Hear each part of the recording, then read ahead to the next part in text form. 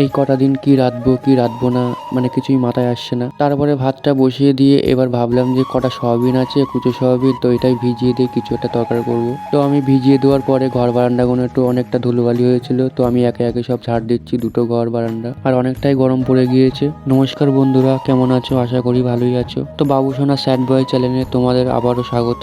তো এই কটা দিন ভিডিও দিতে পারিনি, তো কিছু মনে করো না, একটু সমস্যা ছিল বলে তার জন্য ভিডিও দিতে পারিনি। আর সত্যি কথা বলতে মায়ের কথা খুবই মনে পড়ছে। আজকে যদি মা যদি আমাদের মধ্যে থাকতো তাহলে আমরা কতই না ভালো থাকতাম। আমাদের চিন্তা করতে হতো না যে কি রান্না করবো, কি খাবো। আর মা বাবা যখন বেঁচে ছিল তখন মা বাবা বলতো আমরা যদি না থাকি তাহলে এরকম ভালো মন্দ রান্না কে করে দেবে তোদের। আর আমরা তখন বলেছি যে তখনকার চিন্তা তখন হবে খানি, কিন্তু সেই চিন্তাটা এত তাড়াতাড়ি হয়ে যাবে বুঝতেই পারিনি। বাবা মা মরে যাওয়ার পরে একটা শিক্ষা পেয়েছি যে জীবনটা কষ্ট করে কাটাতে হবে, কষ্ট করে খেতে হবে। এখন আর কিছুই করার নেই, হয়তো ভগবানের এইটাই ইচ্ছা ছিল। আজকে বন্ধুরা তোমরা যদি একটু বাবা মার মতন ভালোবাসা দাও তাহলে আমরা একটু ভালো থাকবো। বাবা মার তো অল্প বয়সে হারিয়ে ফেলেছি, তোমরা না একটু পাশে থাকো বাবা মার মতন। তো যাই হোক বন্ধুরা, আমি যদি কোনো ভুল কথা বলে থাকি তাহলে কিছু মনে করো না, কারণ আমি আমার জীবনের ঘটনা তোমাদের সাথে বলছি। মনের কষ্ট, মনের স্মৃতি সব তোমাদের সাথে খুলে বলছি, কারণ বলার মতনও কেউ নেই, বোঝার মতনও কেউ নেই। তো যাই হোক, বাবা মা যেখানেই থাক ভালো থাক, আর আমাদের যেন আশীর্বাদ করে আমরা যেন বড় হয়ে উঠতে পারি। আর বন্ধুরা তোমরাও আশীর্বাদ করো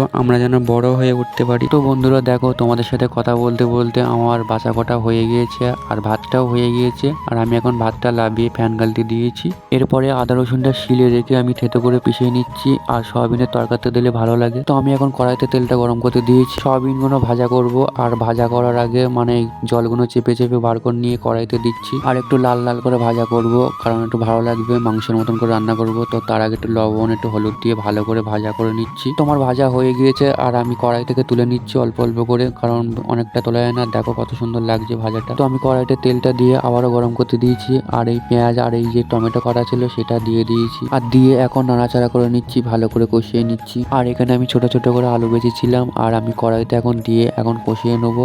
আর দেখো আমি কষাচ্ছি। এরপরে আদা রসুন বাটা ছিল সেটাই দিয়ে এখন কষিয়ে নিচ্ছি ভালো করে। একটু লবণ দিয়ে একটু কষিয়ে নিচ্ছি ভালো করে। তারপর একটু হলুদ দিয়ে এটাও কষিয়ে নিচ্ছি ভালো করে। তারপর লঙ্কার গুঁড়ো দিয়ে ভালো করে কষিয়ে নিচ্ছি। তারপর জিরের গুঁড়ো দিয়ে কষিয়ে নিচ্ছি।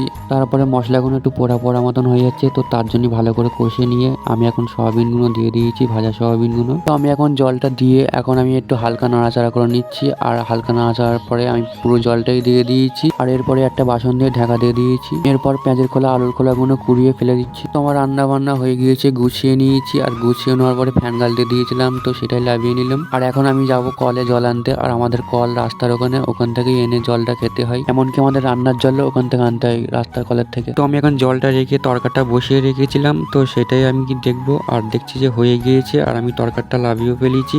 আর দেখো তরকারির কালারটা কেমন এসছে। তো তরকারিটা ঢাকাতে রেখে আমি এখন যাব স্নান করতে। আর স্নান করে এসে তারপরে আমি খাবো। আর দেখো স্নান করে চলেও এসেছি। তো বন্ধুরা দেখতেই পাচ্ছ আমাদের জীবনটা কেমন ভাগে চলছে, কেমন ভাগে কাটছে। তো এইভাবেই চলে যাচ্ছে আমাদের। তো বন্ধুরা সবাই ভালো থেকো, সবাই সুস্থ থেকো। আজকের মতন এই পর্যন্ত, টাটা বাই বাই।